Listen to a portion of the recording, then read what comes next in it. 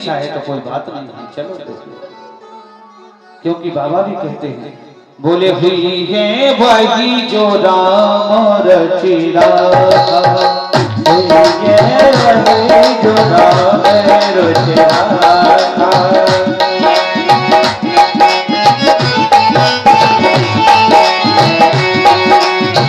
हुई है वही जो राम रचिरा, हुई है वही जो राम रचिरा।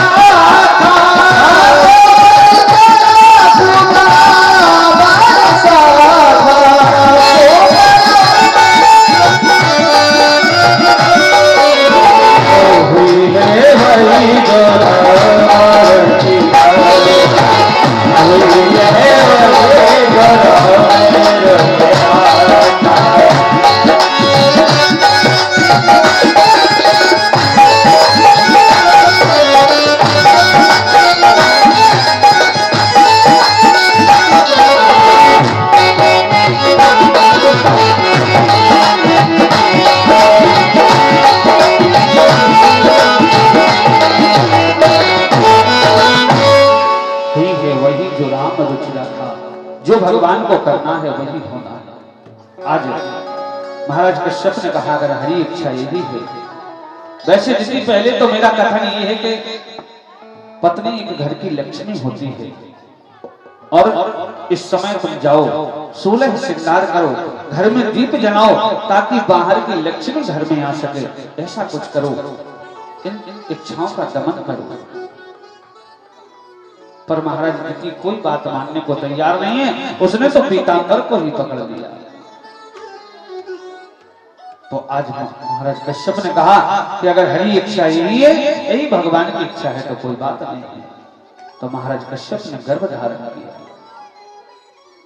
अब जैसे गर्भ धारण हुआ तो जाकर के महाराज कश्यप ने कहा कि दीदी, ये तेरे जो पुत्र होंगे ये रामचंद्र व्यक्ति के होंगे, लेकिन तेरा जो नाती होगा वो तेरे नाम को अमर करने वाला होगा। आज माता जी गर्भ धारण हो गया माता व्यक्ति का। इधर आगे कथा आती है कि भगवान वैकुंठ में निवास कर रहे थे। वो निवास करते हुए प्रभु ने देखा कि मेरे भक्त, मेरे दो द्वारपाल हैं जय और विजय, ये हमारे द्वारपाल जब से बने हैं, इनको थोड़ा घमंड आ गया है। वो गर्भ की आहारी तो वैसे ही भगवान होते हैं। भगवान घमंड एक क्षण में चूर करते हैं, क्योंकि घमंड की प्रेरणा ही अलग हो जाती है। गर्भ की आहारी भगवान होते हैं। जैसे कल आपने सुना था कि दक्ष प्रजापति को अभिमान आ गया था, तो बकरी का शीश लगा था। जो ज्यादा में करता है ना, उसे फिर एक दिन बकरी का ही शीश लगता है। तो आज महाराज इधर भगवान ने विचार किया कि मेरे दोनों द्वारपालों को अभिमान हो गया है कि मैं भगवान का द्वारपाल हूं। तो भगवान ने दोनों द्वारपालों को बुला करके कहा कि मैं किसी आवश्यक कार्य में व्यस्त होने को जा रहा हूं, वो कोई भी अंदर आए उसे अंदर नहीं आने देना। द्वारपालों ने कहा, ऋषि आप क्या क्या। द्वारपाल द्वारी पर खड़े हो गए। इधर भगवान ने वो ब्रह्मा के ऋषि पुत्रों का आह्वान किया, सनत सनंदन सनातन संत कुमार। जैसे उन ऋषियों का आह्वान किया कि चारों ऋषि द्वारे पर आ जाते हैं। आज जैसे द्वारे पर पधारी ऋषि अंदर जाने लगे तो जय और विजय ने उन ऋषियों को अंदर जाने से मना कर दिया। जन विजय ने कहा, आप अंदर नहीं जा सकते। तो जाकर के उन ऋषियों ने कहा कि तुम ये बात जानते हो कि हमारी अवस्था इतनी हो गई है कि हम तुम्हारे परिदादाओं को तक जानते होंगे, लेकिन हम हमेशा 5 वर्ष की आयु में ही रहते हैं। तुम हमें छोटा बालक मत समझो। हमारी अवस्था सिर्फ 5 वर्ष की रहती है, लेकिन हम कई पीढ़ियों को देख चुके हैं। और इस समय हमारी इच्छा है कि हम भगवान के दर्शन करेंगे, तो हम भगवान के दर्शन करेंगे, क्योंकि तीनों लोकों में हमें कोई रोकने टोकने वाला नहीं है। हम कभी भी कहीं भी कितने भी समय जा सकते हैं। तो अभी हमारी इच्छा है कि हम प्रभु के दर्शन करेंगे, तो हम दर्शन को जाएंगे। द्वारपालों ने कहा, हम तुम्हें मना कर रहे हैं, तुम्हारी समझ में नहीं आ रहा है। आज क्रोध में आकर के दोनों द्वारपालों ने 3-3 छड़ी मार दी ऋषियों ने। जैसी छड़ी मारी, ऋषियों ने क्रोध में आकर के कहा, मूर्खो, तुमने हमारा अनादर किया है। हाथ में कमंडल से जल दिया और कहा, अरे मूर्खो, जाओ हम श्राप देते हैं कि तुम दोनों पृथ्वी पर राक्षस योनियों में उत्पन्न हो, 3 काल तक पृथ्वी पर राक्षस योनियों में उत्पन्न हो, ऐसा मेरा श्राप है। आज जब श्राप दे दिया, तब तक भगवान बाहर निकल आए। भगवान ने जय विजय से कहा कि जाओ माफी मांगो। अरे ऋषियों का अनादर किया और माफी नहीं मांग रहे। आज दोनों चरणों में गिर पड़े, त्राहिमाम, रक्षा करो प्रभु, हमें क्षमा कर दो, हमसे बहुत बड़ा अपराध हो गया है, हमें क्षमा कर दो, आपको हम पहचान नहीं पाए। भगवान ने कहा, प्रभु उन्हें क्षमा कर दे। ऋषि कुमारों ने कहा, बोले श्राप तो मिथ्या हो नहीं सकती, लेकिन मैं इतना किए देता हूं कि ये दोनों बड़े बलवान होंगे, इतने बलवान होंगे कि स्वयं आप ही इनका वध करने को जाएंगे। वो आप जब तक नहीं मारेंगे तब तक इन्हें कोई मार भी नहीं सकता, इतने बलवान होंगे। आज ऐसा सुनकर के दोनों को श्राप मिल गए। तो सुखदेव जी महाराज से महाराज परीक्षित ने पूछा कि वो दोनों फिर कहां विराजित हुए। तो बाबा श्री सुखदेव जी ने कहा कि वह दोनों माता दिति के गर्भ में आकर के विराजित हुए और माता दिति के गर्भ में उन दोनों को स्थान प्राप्त हो गया। इधर माता दिति को पता चला कि मेरे पुत्र राक्षस प्रवृत्ति के होंगे जो देवताओं को छत्रछति प्राप्त करेंगे। तो माता दिति ने कहा, बोले हम गर्भपात ही नहीं करेंगे। आज गर्भ धारण करके रह गई माता दिति। धीरे धीरे महाराज 100 वर्ष व्यतीत हो गए। 100 वर्ष तक माता दिति ने गर्भ को धारण किया। एक स्वर्ग पर इतना तेज सा छा गया कि सारे देवता एकदम भयभीत होने लगे।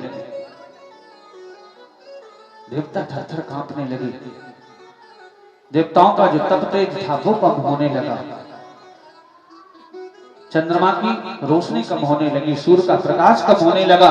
सब देवता चिंतित हो गए, ये क्या हो गया है? स्वर्ग पर एक अंधेरा सा कैसा छा रहा है?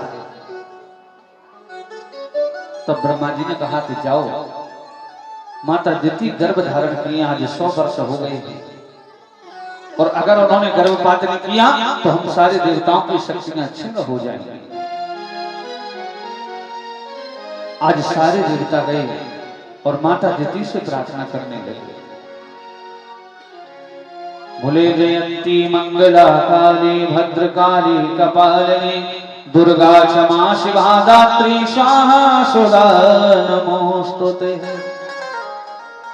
देवियों की इस प्रकार से प्रार्थना की जाती है जैसे मां दुर्गा की प्रार्थना की जाती है। देवताओं ने माता दिति से निवेदन किया, प्रार्थना की। तो महाराज माता दिति ने आज गर्भपात किया। देवताओं ने कहा, हे मैया गर्भपात कीजिए, नहीं तो हम देवताओं का सारा तप तेज क्षीण होता जा रहा है। तब माता दिति ने 100 वर्ष के बाद उन दोनों को जन्म दिया।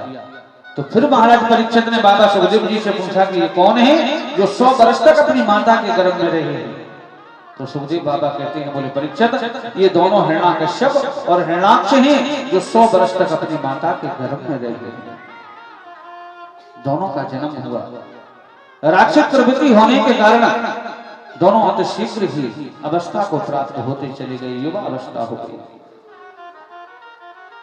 हिरण्याक्ष तो बिल्कुल पृथ्वी के तले हाथ धोकर के पड़ गया। बोले जब हम पृथ्वी नहीं रहने देंगे तो मैं देखता हूं कि ब्रह्मा सृष्टि की कैसे रचना करता है। इस सारी सृष्टि पर केवल दैत्य ही दैत्य होंगे और सृष्टि की कोई रचना नहीं हो पाएगी। आज सारे देवता की प्रगति प्रारंभ हो गई और पृथ्वी को हिरण्याक्ष ने लिया तो पाताल लोक लेकर के चला गया। आज नारद जी ने देखा तो नारद जी व्याकुल होने लगे और नारद जी ने हिरण्याक्ष से कहा कि भैया इसे क्यों सता रहे हो? ये अबला है, इसे छोड़ दो, इसे मत सताओ। हिरण्याक्ष ने कहा, महाराज क्या करूं, जब से जन्म हुआ है तब से कोई लड़ने वाला नहीं मिला। हमारे हाथों में बड़ी जोर से खुजली हो रही है, कोई लड़ने वाला मिल जाए तो हम इसे छोड़ देंगे, आप ही हमसे लड़ लीजिए। नारद जी ने कहा, भैया मैं लड़ता नहीं, मैं तो लड़वाता हूं। मेरा लड़ने का काम नहीं है, मेरा तो लड़वाने का काम है। नारद जी ने कहा भैया भगवान जरूर आपकी अभिलाषा पूर्ण करेंगे, क्योंकि आप इतने भाव से लड़ने को फिर रहे हैं तो आपकी जरूर मनोरथ पूर्ण होगा। आज नारद जी गए, पृथ्वी कर्ण पुकार कर रही है, रो रही है, भगवान को पुकार रही है, हे प्रभु आइए, आज हमारी ऐसी प्रगति प्राप्त हो गई है।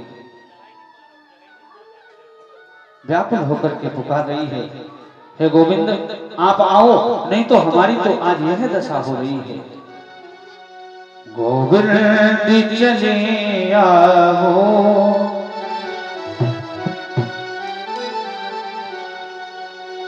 गोविंद चले आओ, गोपाल चले आओ,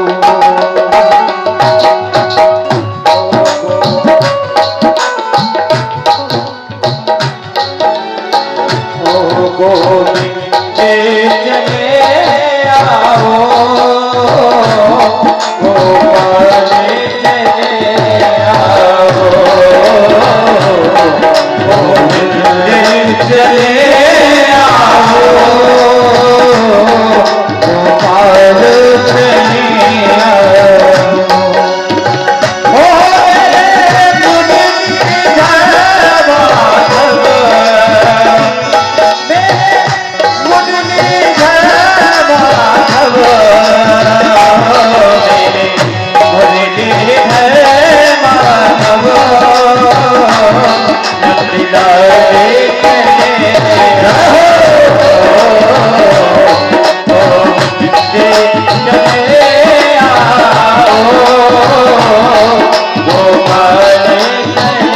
आओ।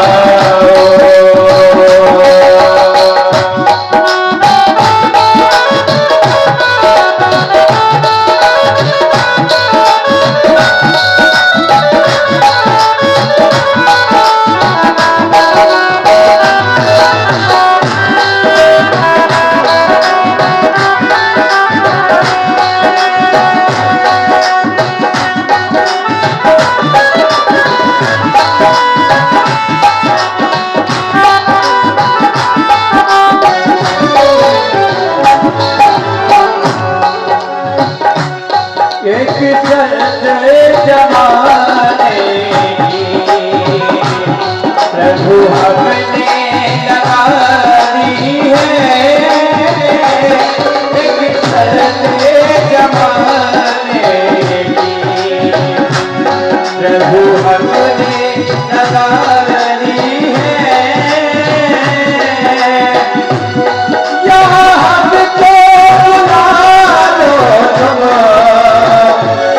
यहाँ हमको बुला लो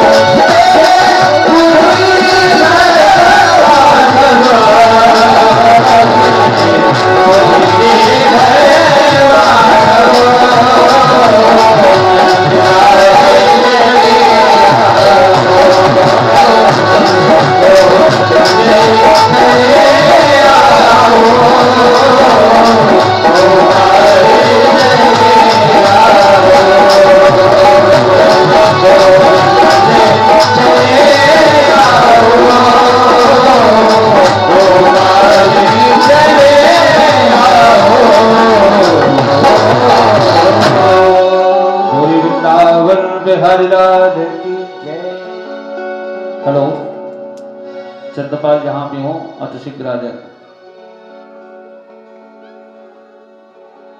एक दात्रीम पुत्रस्य कर्मा पृछक गया है। श्री राधे आज इस प्रकार से पृथ्वी ने जब निवेदन किया, प्रार्थना की, तो भगवान भागते हुए चले आते।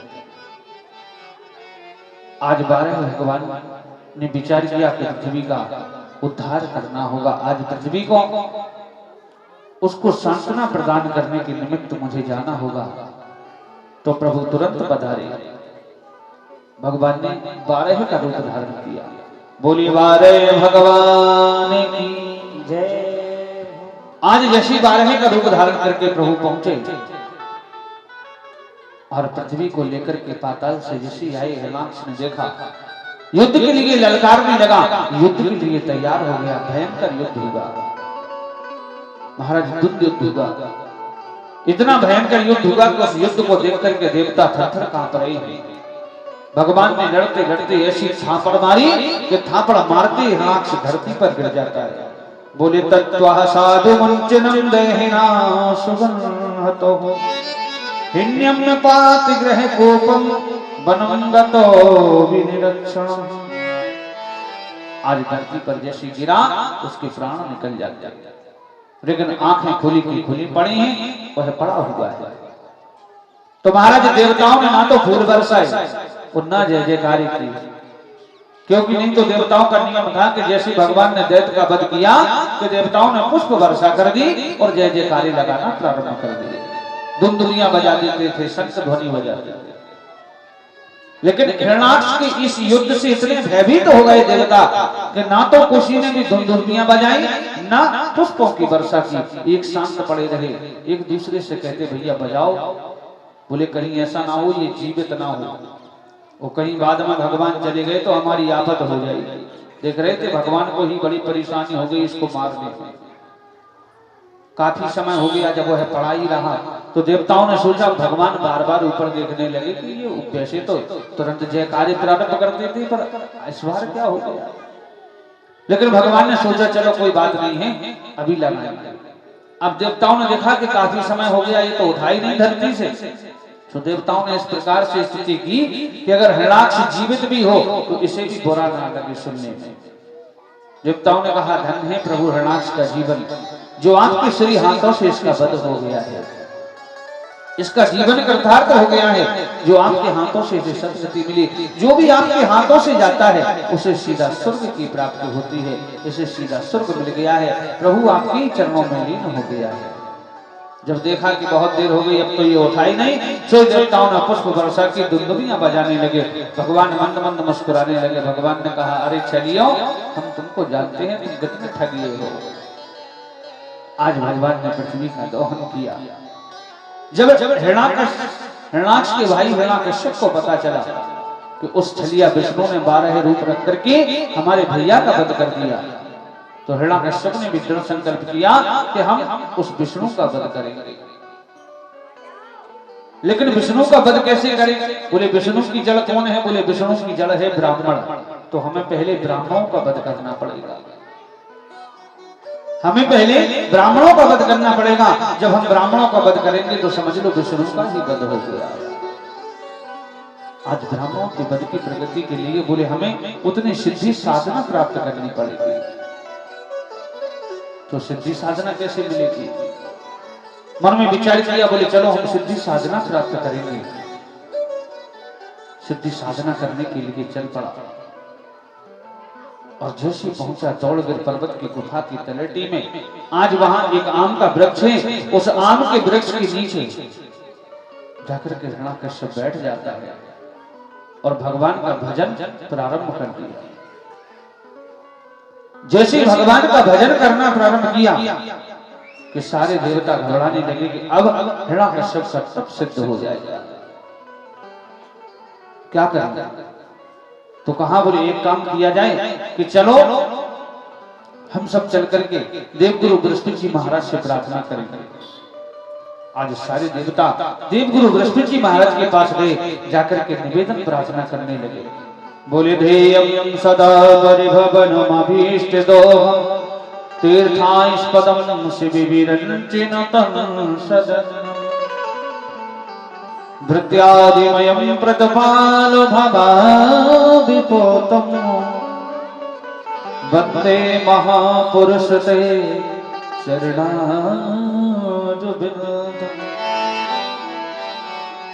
अखंड मंडलाकारं व्याप्तमेन चराचरं तत्पश्यमो दर्शितं मेनो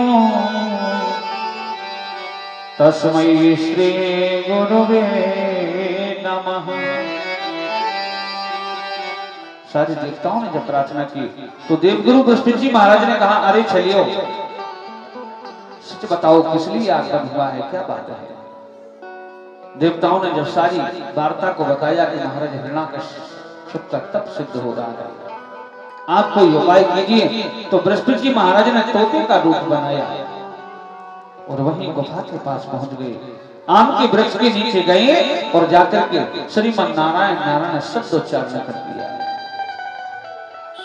जैसे नारायण नारायण शब्द उच्चारण किया, आज हिरण्याकश्यप ने जब इस शब्द को सुना, उठ करके आग बबूला हो गया। अरे ये तोता तो मेरे भजन में व्यंग करने को आ गया है।